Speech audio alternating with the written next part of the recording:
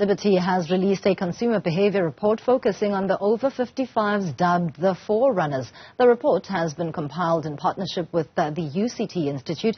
Liberty's James Lappeman joins us to unpack the findings. Thank you so much for your time, James. Let's talk through what exactly has been revealed. Yeah, well, thanks very much for having me. And yeah, look, I think there's something happening in South Africa. It's happening under our nose. Not on that many people's radars, but the next generation of over 55s is really rewriting the script in many ways, and that's really what our report was about. And the highlights of rewriting the script. We are in an economic climate that is precarious, more stressful for consumers. What is different about this group of economic participants that we need to hone in on? I think a couple of things. I think South Africans are living longer. If you look at life expectancy in the country, it's increased dramatically over the last 20 years, and so people have got longer lives. I think there's been a generational shift. I think people are leaving home later. People are getting married and having children later. But I think very excitingly, South Africa is experiencing, or will experience over the next 20 years, the first major wave of black middle class retirement. And that's something that the country hasn't been through. And so, in terms of rewriting the script, the black middle class is looking at their retirement, looking at growing old as the first generation to have disposable income and saying, look, we want to do it our way.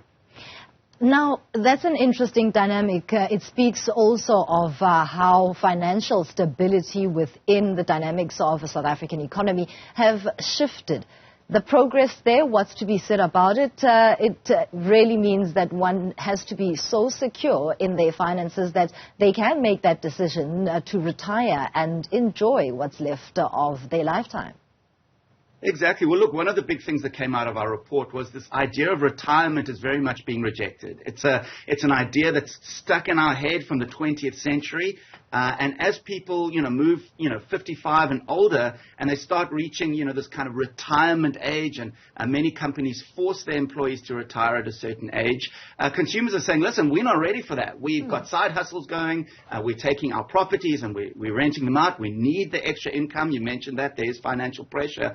But there's this sense of we don't want to stop working. We are, we've got energy. We've been contributing to society, especially in the middle class, been working for many years and wanting, that to continue.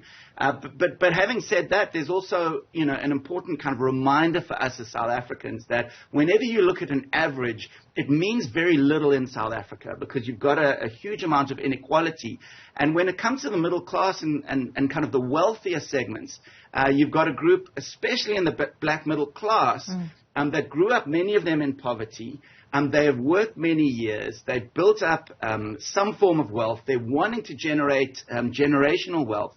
But they also don't want to necessarily move to the rural areas and look after their grandkids. They're wanting to enjoy the fruits of their labor, but they're doing it in their own way.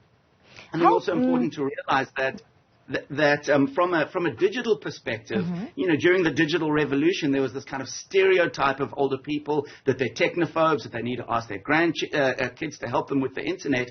This group coming up now, they've worked through all of that. They kind of digital enablement is allowing them to work post their retirement age in many ways. So it's a very different group this time.